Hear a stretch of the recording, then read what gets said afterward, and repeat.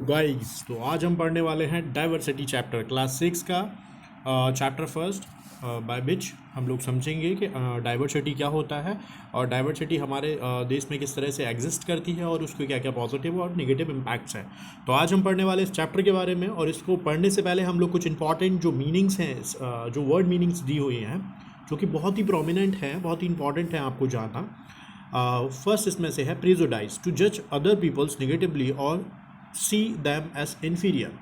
इसका मतलब है कि हम कि कोई भी लोगों को पहले से प्रिजुडाइज कर ले, पहले से हम अपनी मान्यताएं बना ले कि वो लोग ऐसे होंगे या ऐसे होंगे, तो और उनकी नेगेटिव इमेज क्रिएट कर ले अपने माइंड में, तो ये होता है प्रिजुडाइज। दूसरा है स्टेरियोटाइप, या जिसको हिंदी में कहते हैं रूढ़िवादी, to fix idea about peoples into one image which is not often true.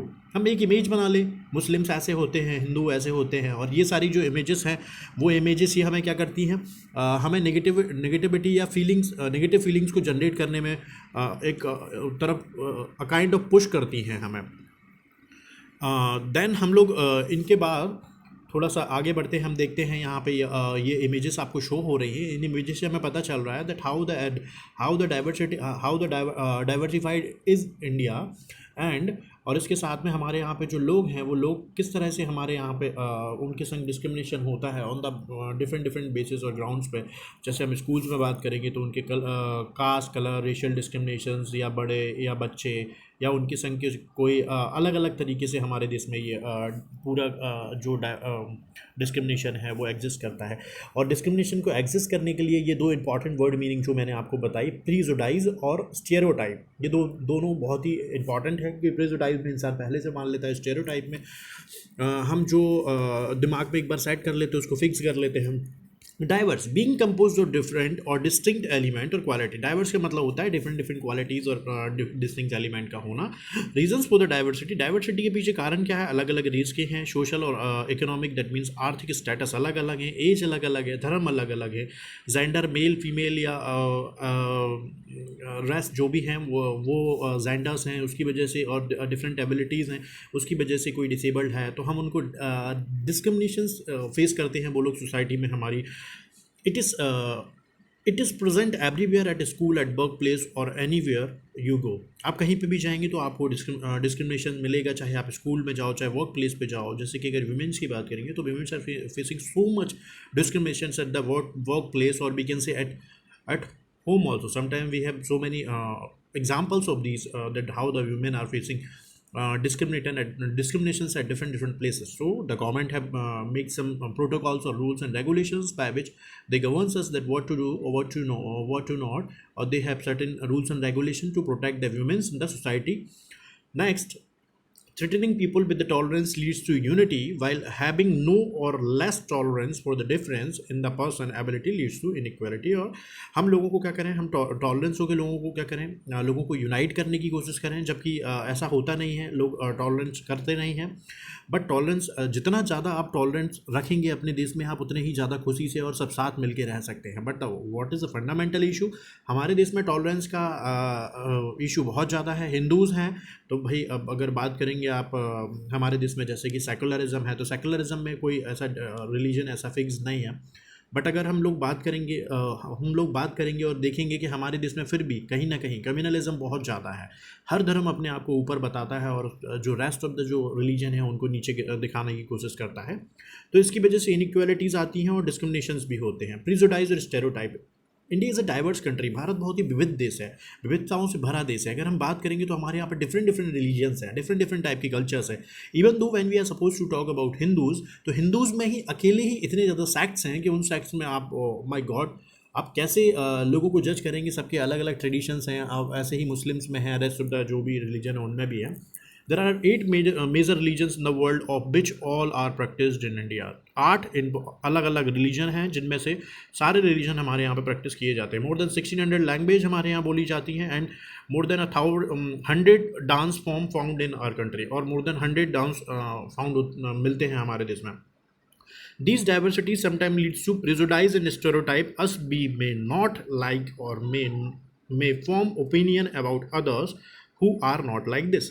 Diversities के कारण क्या होता है, हम जो लोग होते हैं जिनके बारे में पता नहीं होता है, फिर भी हम स्टिल क्या करते हैं, हम उन्हें वैसे ही एज इट इज़ मान लेते हैं और हम सोचते हैं कि ये ऐसे ही होंगे और अपने स्टेरियोटाइप बन जाते हैं, प्रेजुडाइज बन जाते हैं, चीज़ों को पहले से ही फिक्स कर लेते हैं कि मुस्लिम ख़राब हैं या हिंदू ख़राब हैं या सिख ख़राब हैं या क्रिश्चियन ख़राब हैं, बट ऐसा अल्टीमेटली होता नहीं है। और इसकी वजह से ये लीड्स करता है, हम टॉलरेंस नहीं रखते तो ये लीड्स करता है कम्युनलिज्म और कम्युनल रयट्स हो जाते हैं हमारे देश में। One can prejudice on the basis of religion, कोई भी किसी को भी आप प्रिजुडाइज कर सकते हैं, जैसे को उसका बेसिस क्या होता है, रिलीजन के बेस पे, कास्ट के बेस पे, कल्चर के बेस पे, कलर काला है गोरा है, जेंडर मेल है फीमेल है एंड सो ऑन, और फाइनेंशियल स्टेटस गरीब है अमीर है, इन सब के बेसिस पे कर सकते हैं। अब क्रिएटिंग स्टेरियोटाइप, उससे होता क्या, stereotype leads to discrimination, as be started believing and frame negative opinion and set wrong images about anyone. हम पहले से ही लोगों के बारे में गलत मान लेते, गलत सोच लेते हैं स्टेरियोटाइप की वजह से, और इससे क्या होता है, it is a stereotype that boys are physically and mentally strong while the girls are emotionally and physically weak। अब ये भी एक रूढ़िवादी मानसिकता है कि जो लड़के होते हैं वो फिजिकली और भी कैन से वो मेंटली बहुत ज़्यादा स्ट्रांग होते हैं इन कंपैरिजन विद वुमेन। तो ये भी अपने आप में एक पहले से ही जो आपने मान्यताएं बना ली हैं वो है। We have made an opinion that girls are suitable to do jobs only in which they can devote time to home and family and which requires less physical efforts. हम ये मानते हैं कि जो गर्ल्स हैं वो वही जॉब कर सकती हैं जिसमें फिजिकल एफर्ट्स बहुत ही लेस लगता हो, बट अल्टीमेटली होता क्या है, ऐसा नहीं है आजकल। ये जो भी हमारी मेंटालिटीज़ हैं इन्हें हमें चेंज करना पड़ेगा। Now what is if in case if you have seen कि जो वुमेन्स हैं वो मून पे तक जा रही हैं, और हम इंडियंस आज भी यही सारी चीज़ों को सोचते रहते हैं। It stops us from looking at each others us a unique individual with special qualities and skills. और हम ये हमें जो लोगों की क्वालिटीज़ होती हैं उससे एक दूसरे को देखने में कहीं ना कहीं रोकते हैं, और इसकी वजह से क्या होता है, डिस्क्रिमिनेशन और ज़्यादा बढ़ जाता है। Inequalities and discrimination, prejudice and stereotype leads to discrimination and inequality. ये प्रीजुडाइज और स्टेरियोटाइप से क्या होता है, डिस्क्रिमिनेशन बढ़ता है, असमानताएं बढ़ती है। People are discriminated on the basis of religion, caste, colour, इन सभी के बेसिस पे उनको डिस्क्रिमिनेट किया जाता है। One of the main cause of inequality in India is the caste system. सबसे बड़ी समस्या हमारे देश में है जो है वो कास्ट सिस्टम। सबकी कास्ट अलग अलग हैं और कास्ट के बेसिस पे ही वो अपने आप को सबसे ऊपर बताने की कोशिश करते हैं, जिससे कम्युनलिज्म को इंक्रीज करते हैं। The lower caste people or the Dalits are treated as unequal, are often deprived from the facilities which the so called upper caste people enjoy. हमारे देश में ये भी बहुत बड़ी स्टेरियोटाइप मेंटालिटी है कि भाई दलितों को एक्सप्लॉइट किया जाता था। दलितों को तो एक्सप्लॉइट किया जाता था, एक्सप्लॉइटेशन उनका किया जाता था, but now is if in case if we are going to see, but ऐसा अब रूरल एरिया में एग्जिस्टेंस थोड़ा बहुत है, अर्बन एरियाज़ में नहीं है, बिकॉज हम भी धीरे धीरे करके एजुकेटेड हो रहे हैं, और एजुकेटेड होने की वजह से हम भी जो पुरानी जो नकारात्मक भावनाएं हैं उनको दूर करते चले जा रहे हैं। दे आर कंसिडर्स अनटचेबल, उन्हें अनटचेबल कहा जाता था, उनसे दूर रहा जाता था, छुआछूत और अनटचेबिलिटी प्रैक्टिस की जाती थी, जो हमने बैन की अपने आर्टिकल 17 से कॉन्स्टिट्यूशन ऑफ इंडिया के, और उन्हें कोई वैल्यू नहीं दी जाती थी।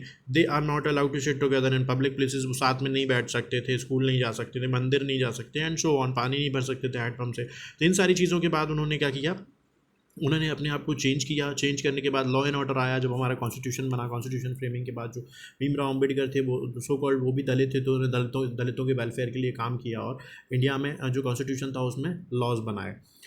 स्ट्राइविंग फॉर इक्वालिटी, और इक्वालिटी के लिए अब बात देखिए आप, the constitution of India ensures equality for its all citizen. मैंने आपको पहले ही बता दिया था कि कॉन्स्टिट्यूशन का जो 17 आर्टिकल है वो अनटचेबिलिटी की जो भी अगर प्रैक्टिस करता है तो उसको अगेंस्ट कार्रवाई करने के लिए है।